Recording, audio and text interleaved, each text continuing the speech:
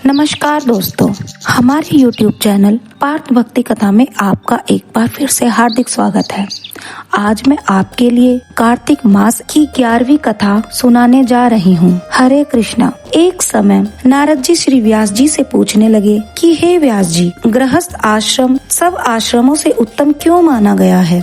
तब व्यास जी ने कहा, जैसे सब नदियाँ समुद्र में आश्रय पाती हैं और सब जीव माता का आश्रय पाकर ही जीवित रहते हैं, 6 प्रकार के भिक्षुक, ब्रह्मचारी, सन्यासी, विद्यार्थी, गुरु पूजक, यात्री तथा जीविका रहित ये सब गृहस्थों का ही आश्रय पाते हैं। फिर व्यास जी बोले, हे नारद, अब तुम अति पुण्य देने वाला एक पुरातन इतिहास सुनो। उत्तानपाद राजा का पुत्र उत्तम था, जो बड़ा बलवान और मदिरा पीने वाला था। उसने बहुला नाम वाली स्त्री के साथ विवाह किया और राजा रानी दोनों से अति प्रेम के साथ रहने लगे। एक समय राजा ने वैश्य का नृत्य देखते हुए मदिरा पान किया और रानी को भी मदिरा पान के लिए कहा, परंतु रानी ने उसका कहना नहीं माना। इस पर राजा ने क्रोधित होकर अपने अनुचरों को आज्ञा दी कि वह रानी को किसी निर्जीव वन में छोड़ आए। तत्पश्चात राजा रानी के वियोग में दुखी तो हुआ, मगर उसने दूसरा विवाह नहीं किया और प्रजा का पुत्र के समान पालन करने लगा। एक दिन एक ब्राह्मण राजा के पास आकर कहने लगा कि हे राजन, कोई मेरी स्त्री का अपहरण कर ले गया है। उसके वियोग में मैं अति दुखित हूँ,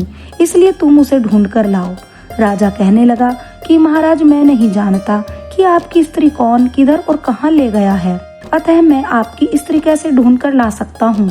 ब्राह्मण कहने लगा, राजन, छठा भाग लेकर आप प्रजा के रक्षक हैं। मेरी स्त्री घर में सो रही थी, वहाँ से उसे कोई हर कर ले गया है। अब आपका कर्तव्य है कि आप उसे कहीं से भी ढूंढ कर लाएं।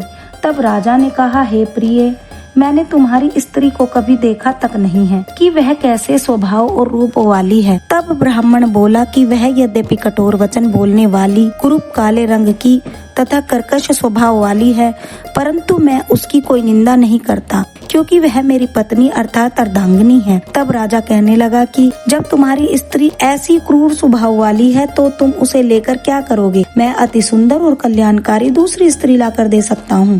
ब्राह्मण कहने लगा कि राजन, मेरी स्त्री मेरे धर्म और कर्म की अर्धांगिनी है, उसकी रक्षा करना मेरा परम धर्म है। जो अपनी स्त्री की रक्षा नहीं करता, उसे वर्ण शंकर संतान उत्पन्न होती है और उसके पितर नरकवासी होते हैं। जो मनुष्य वेश्यागामी होता है, उसका कल्याण नहीं होता।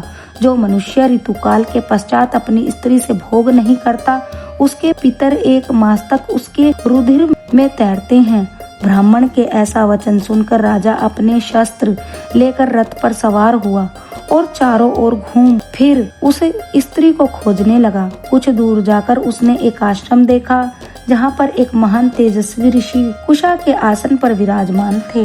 ऋषि ने राजा का कोई आदर सत्कार नहीं किया और बोला, मैं जानता हूँ कि तुम राजा उत्तानपाद के पुत्र हो, मगर तुम यहाँ किस कारण आए हो? राजा कहने लगा, हे मुने, ब्राह्मण के घर से कोई उसकी स्त्री को हर कर ले गया है। मैं उसी की खोज में इधर आया हूँ, परंतु आपने अर्घ्य आदि कुछ भी नहीं दिया और न ही किसी प्रकार का सत्कार किया। इसका क्या कारण है?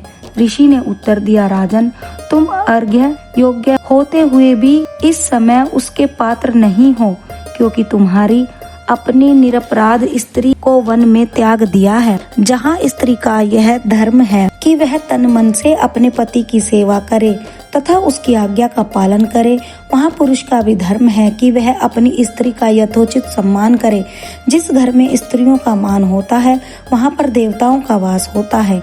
यहाँ स्त्रियों का अनादर होता है, वहाँ कभी सुख शांति नहीं रह सकती।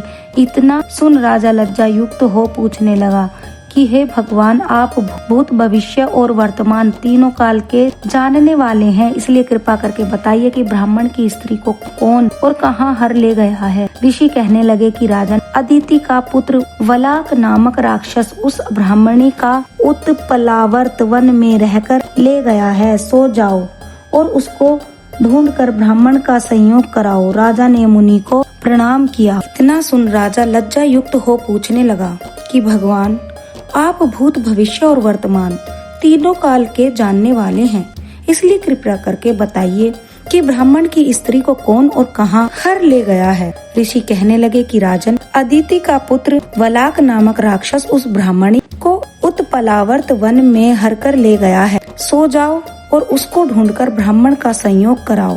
राजा ने मुनि को प्रमाण किया और अपने रथ पर सवार होकर मुनि के बताए हुए मार्ग पर जाकर पलावर्त वन में जा पहुंचा। वहां जाकर देखा कि एक स्त्री विलव फल खा रही है। जैसा ब्राह्मण ने बताया था वैसा ही उसका रंग रूप देखकर राजा ने उसे पहचान लिया और कहा कि हे कल्याणी, तुम कौन हो और इस वन में कैसे आई हो?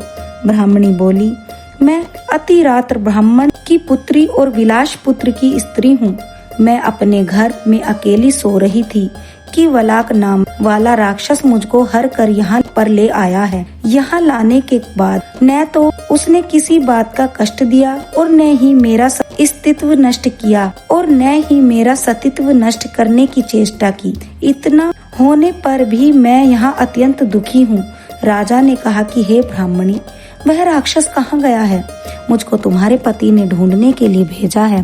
ब्राह्मणी ने कहा कि वह इस वन में अमुक स्थान में गया है। तब राजा ने ब्राह्मणी के बताए हुए स्थान पर जाकर राक्षस को देखा। राजा को देखकर वह राक्षस अपने पैरों पर गिर पड़ा। राजा को देखकर वह राक्षस उसके पैरों पर गिर पड़ा और कहने लगा कि राजन, मुझे क्या आज्ञा है? राजा ने कहा कि हे निशाचर, तू इस ब्राह्मणी को क्यों लाया है? राक्षस कहने लगा कि राजन, जो हुआ सो हुआ। अब आप मुझे जो भी आज्ञा देंगे मैं प्रसन्नता पूर्वक उसका पालन करूंगा। तब राजा ने कहा कि हे निशाचर, यदि तू इस स्त्री के साथ विवाह करना चाहता है तो देख, यह अत्यंत कुरूपा है। यदि खाने का इरादा है तो वैसा कह। राक्षस कहने लगा कि राजन, मेरे घर में अनेक अप्सराएं हैं, उनको छोड़ मैंने कभी किसी के साथ भोग की इच्छा नहीं की। मैं मांस भी नहीं खाता। मैं तो केवल पूर्व जन्म के पापों का प्रायश्चित कर रहा हूँ। इस ब्राह्मणी का पति राक्षसों को मारने का मंत्र जानता है। अतएव जब हम यज्ञ का अन्न ग्रहण करने के लिए जाते हैं तो वह हमको वहाँ से भगा देता है, क्योंकि सब यज्ञों का वही आचार्य बनता है। इसी कारण उस ब्राह्मण को दुखी करने के लिए मैं उसकी स्त्री को हरलाया हूँ, क्योंकि बिना स्त्री के पुरुष कर्म का अधिकारी नहीं होता। यह सुनकर राजा ने विचार किया कि यह राक्षस भी हमारी ही निंदा करता है। मुनि ने भी उसका अर्घ्य योग्य नहीं समझा। अपने मन में ऐसा विचार ही रहा था कि राक्षस कहने लगा कि हे राजन, मैं आपकी प्रत्येक आज्ञा का पालन करूंगा। इतना कह हाथ जोड़कर खड़ा हो गया। राजा ने कहा कि हे निशाचर, तुम इस ब्राह्मणी को इसके घर छोड़ आओ और जब हम याद करें तब हमारे पास आ जाना।